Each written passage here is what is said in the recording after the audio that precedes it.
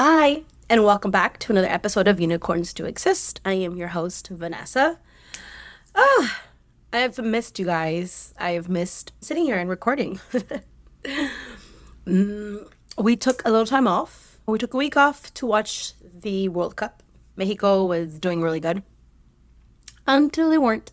It was so great to watch Memo Ochoa, the goalie for Mexico, play a little bit at the end. I remember growing up seeing him as a goalie. I think he has such beautiful hair. He has so many kids too. I didn't know he had that many kids, but good for him. Now he's going to retire, and it was a very emotional, very, very emotional match for him. He has as many World Cups as Cristiano Ronaldo.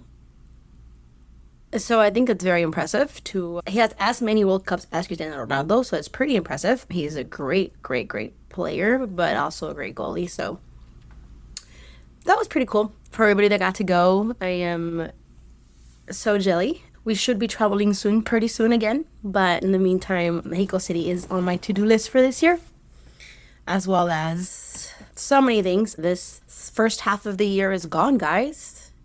I hope you're on track to hit your goals. I hope you are accomplishing as much as you set out to the beginning of the year. I know for myself, there's a lot more that I want to do. The goal was to stay on top of the podcast, and we've been doing that. But life is always gonna throw curveballs at you and try to knock you out. But as long as you keep showing up, and it's always good to have like a goal that you're like reaching towards or something to look forward to. Like it's gonna keep you motivated, keep you looking forward. Honestly, we've been helping my friend with her project, and it was so beautiful to see the evolution of this great project that, she had a goal, set it out, and now it's open and running, and Amara is where we got to see all of our amazing soccer games, all the Mexico games. It was really, really great to see him there, from watching it where there was still construction going on and where it started to getting to see the last time Mexico won there. It was just so much fun. Thank you for everybody, all the dance moms that came, supported. Congratulations to my little niece Olivia on her dance competition. And yeah, it was awesome to have my brothers, my sisters, everybody show up, all to see Mexico play. And that's where I wanted to talk about. I loved how this World Cup really does shine a light on how connected we all can be, and how important a community is, to have a community, to have people show up for you, to have your friends and family be part of what you're creating and growing. I think it's really, really awesome. I didn't realize how emotional this World Cup was gonna make me. Obviously, I was rooting for Mexico. That's my team, my peeps. And even though Mexico was out, I found myself still watching, still cheering, and still feeling connected to something bigger than just soccer. I was literally cheering for Colombia yesterday. Super sad that they are also out. Because that's what the World Cup does. It brings people together. For a few weeks, millions of people from different countries, different languages, and different religions, different political beliefs and genders all gather around for the same thing, a game. And somehow that game reminds us that we're more alike than we think. I was having crazy FOMO every time I would watch the videos of everybody con la Ángel de la Independencia in la Ciudad de Mexico, and just the streets flooded with people coming together, packed. Like I said, my entire family came to Amara. My brothers and sisters all came. My cousin came, and we were all there watching Mexico win. And it was such a beautiful thing, que es convivir con la gente que quieres, comer comida rica, platicar, reír. It is such a great feeling. Like, it reminds me of when we were little and we used to go to the family parties, and we would all get to see each other and hang out. Seeing so many people, wear their boots on game day. Their cowboy, sus botas del rancho on game day. A lot of people con sus moños, sus listones, en el pelo, everybody Póngase la verde, dice my sister. Ponte la verde. I wore a green shirt, not a green jersey, but everybody in green. And it's the pride of being Mexican and having your Mexican culture and being represented is so, so freaking awesome. Which is why I love to take my son to the ranch, and which is why I am so proud of, speaking to him in Spanish and teaching him our language. Every video I saw from Mexico looked beautiful. People celebrating together, families, music, food. It's the Mexico I know and the Mexico I miss and the Mexico I can't wait to go back and experience pretty soon. So yes, Mexico is out. Colombia is out. I think so is Portugal. Lionel Messi is still carrying Argentina. I think if I'm going to pick a team, it's probably going to be them to win. Who knows? Spain, France, England, Belgium, Morocco, Norway, and Argentina are among the teams that are still left. As long as they take England out, I will be happy since they took us out. So yes, my first choice was Mexico. My second choice would be Messi. And my third would be whoever takes out England. This is also the first men's World Cup with 48 teams instead of 32. It is being hosted across 3 countries, so US, Mexico, and Canada, which I thought was crazy and pretty interesting and fun to see and have, like 3 different countries host the World Cup. That's pretty awesome. Mexico became one of the first teams to qualify from the group stage and gave fans a lot to celebrate for. This tournament is expected to be one of the most watched sports events in history. So I am doing a lot of learning and a lot of soccer learning, even though growing up I could not stand it because my dad, all he wanted to do was watch soccer. And so I hated watching soccer, especially on Sundays. But it's growing on me this time around. I really enjoyed watching it. But the World Cup doesn't just bring out the best in people. Sometimes it shows exactly who people are too. But big events like this bring out the best and worst in certain people. And that's just anything in life. Like there's always going to be a good and a bad. For example, I'm not sure if you guys have seen the video yet, but there is this girl. She is a influencer. Here, I think I started following her because of that video, actually. I think her name was Tere something.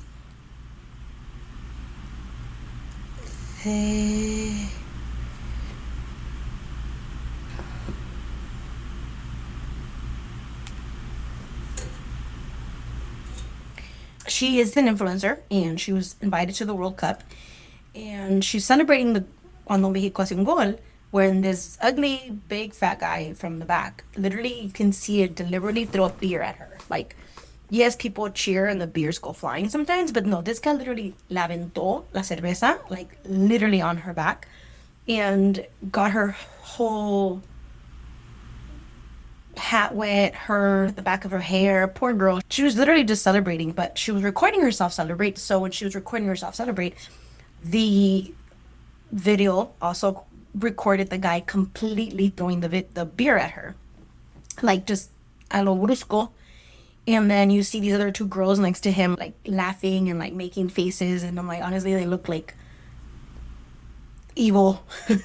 They do have like the evil laugh and everything, and which the internet did what it does best. They found the guy, and it ended up being one of the sons of the company Herdez, the salsa company in Mexico.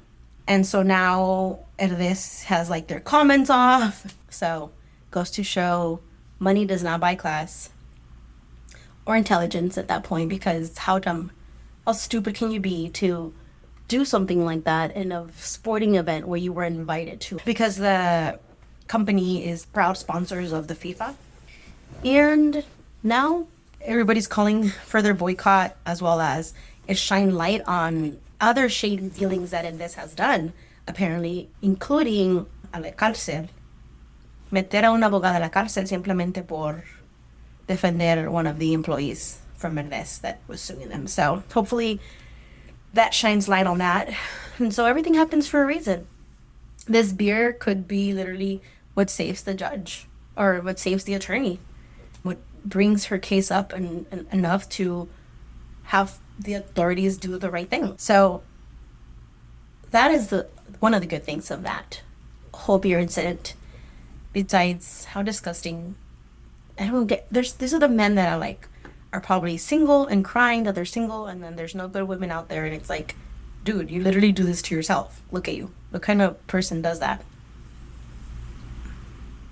It shows your character. Definitely shows the kind of the character of these people, including the mean girls next to him.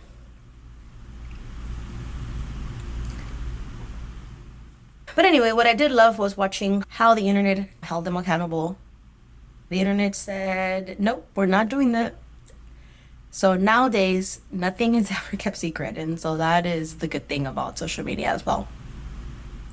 The other thing I made me pretty sad was to see how mucha gente desaparecida, their family members are still out there trying to find them, look for them, sharing, passing out flyers with their picture, trying to see if someone con la fe de que se llegue su familia para atrás.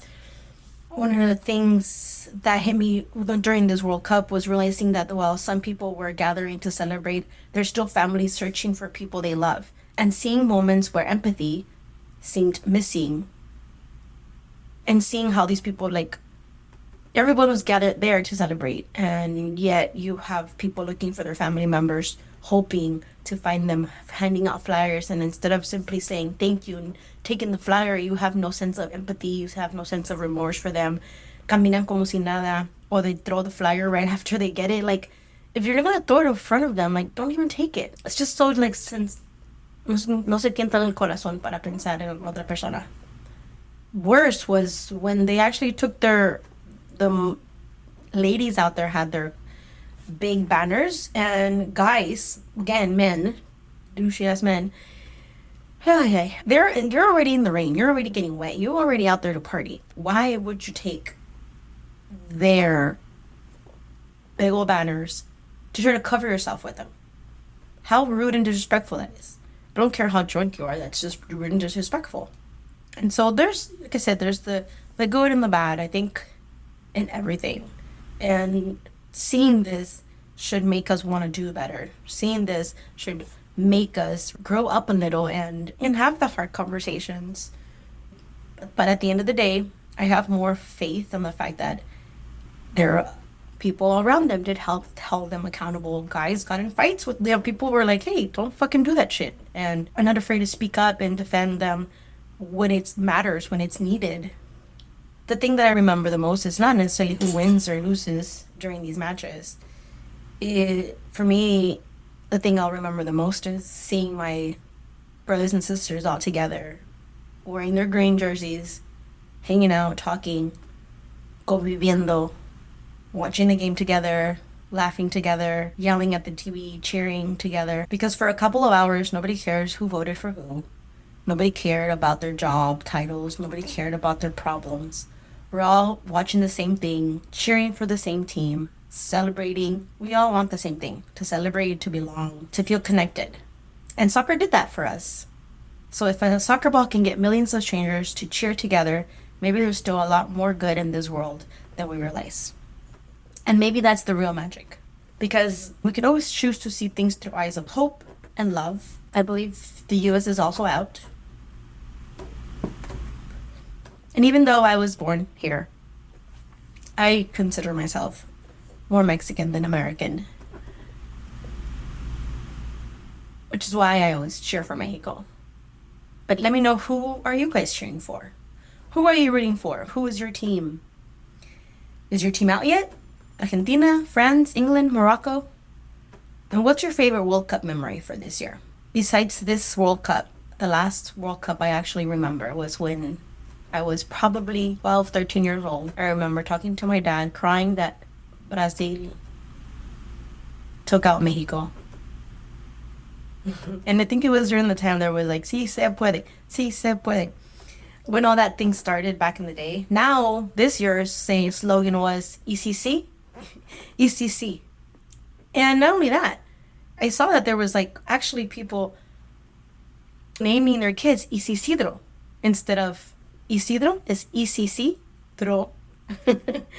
So yeah, they say Mexico.